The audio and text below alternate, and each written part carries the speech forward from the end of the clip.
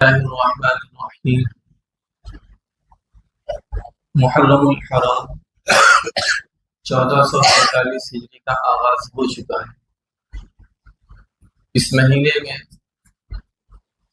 بہت سی وہ چیزیں ہیں جو شیعہ بھائیوں کی طرف سے کی جاتی ہیں جن کا اسلام سے دور دور تک کوئی تعلق نہیں ہے۔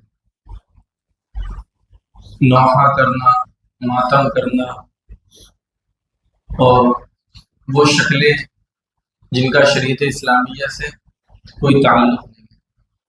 سیدنا حضرت حسین رضی اللہ عنہ کی شہادت 10 محرم الحرام کو ہوئی۔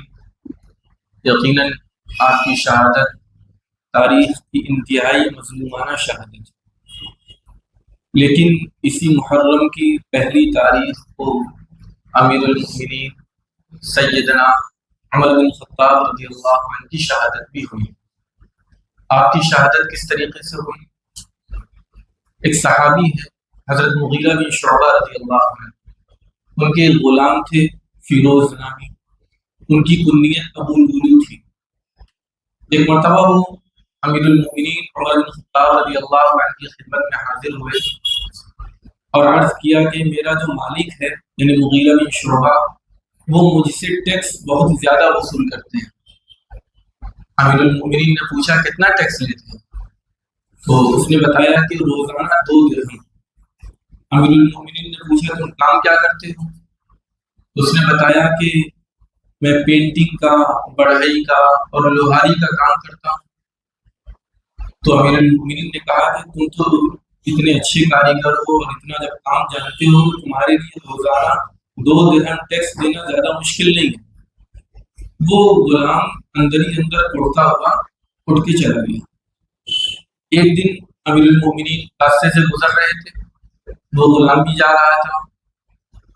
امیر المؤمنین نے اس کو بلا کر کہا کہ سنا ہے کہ تم ہوائی چکی بہت اچھی تیار کر لیتے ہو، اس زمانے میں چکی کا دور ہوا کرتا تھا، تو میرے لیے بھی ایک چکی بنا دو۔ اس غلام نے کہا کہ میں آپ کے لیے ایسی چکی بناؤں گا جس کی شہرت مشرق اور مغرب تک ہوگی۔ یہ کہتا ہوا وہ غلام اپنے راستے ہو گیا۔ امیر المؤمنین رضی اللہ عنہ نے ایمانی فراست کی بنیاد پر اپنے ساتھیوں سے کہا کہ یہ غلام مجھے قتل کی دھمکی دے کر گیا۔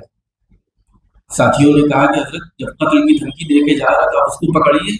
فرمایا کہ ابھی اس نے جرم نہیں کیا ہے۔ یہ ہے اسلام، دھمکی دے کر گیا ہے، سمجھ لیا ہے اشاروں میں، لیکن جب تک اس نے قتل نہیں کیا تو کیسے اس پہ ہاتھ ڈالا جائے؟ یہ ہے اسلامی تعلیمات۔ بہرحال کچھ دنوں کے بعد امیر المؤمنین نماز پڑھایا کرتے تھے مسجد نبوی کے اندر۔ فجر کی نماز بالکل تیار تھی، صفیں درست ہو گئی تھی۔ امیر المؤمنین حجرے سے نکلے اور تکبیر تحریمہ کہی، اللہ اکبر۔ ابو لولو فیروز جو غلام تھا وہ وہیں مسجد میں چھپا ہوا تھا، کھنجر لیے ہوئے۔ اس نے لگاتار تقریباً 6 مرتبہ وار کیا اور آخری وار جو کیا وہ ناف کے نیچے کیا اور وار کرنے کے بعد بھاگنے کی کوشش کی۔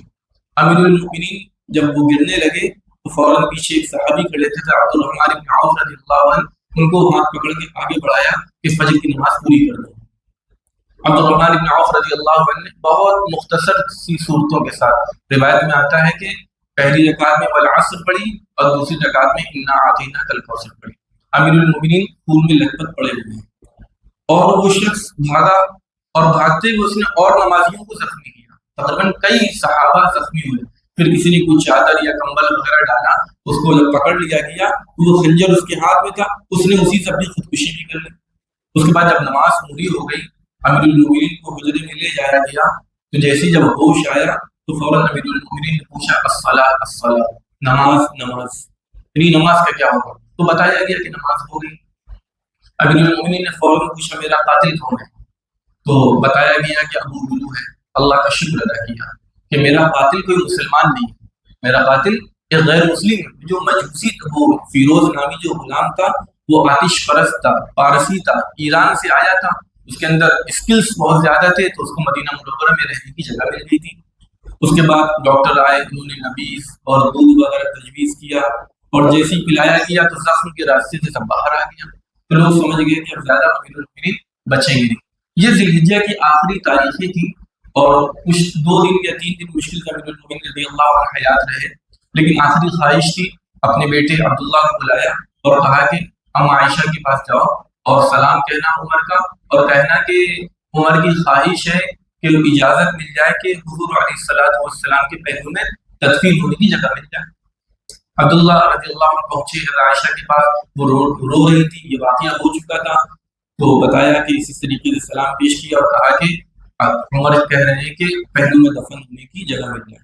حضرت عائشہ رضی اللہ عنہ نے فرمایا وہ جگہ تو میں نے اپنے لیے روکی تھی، لیکن آج میں اپنے اوپر عمر کو ترجیح دے رہی ہوں، اور یہ بات کہہ کے قربانہ کیا۔ جب وہ پہنچے والد صاحب کے پاس، یہ پیغام سنایا، والد صاحب بہت خوش ہوئے، اور پہلے سے وصیت کی جا چکی تھی حضرت صہیب رضی اللہ عنہ نماز جنازہ پڑھائیں گے، اور قبر میں چند صحابہ کرام اترے، اور آتا ہے روایت کے اندر یکم محرم کو شہادت ہوئی، یا شہادت کو ذوالحجہ کے آخری دنوں میں ہو گئی تھی، لیکن تدفین محرم کی پہلی تاریخ کو ہوئی۔ قبر کے اندر عبد الرحمن بن عوف، حضرت عثمان رضی اللہ عنہ، یہ اور دیگر صحابہ کرام رضوان اللہ علیہم اجمعین قبر کے اندر اترے۔ اس طریقے سے امیر المؤمنین رضی اللہ عنہ کی شہادت۔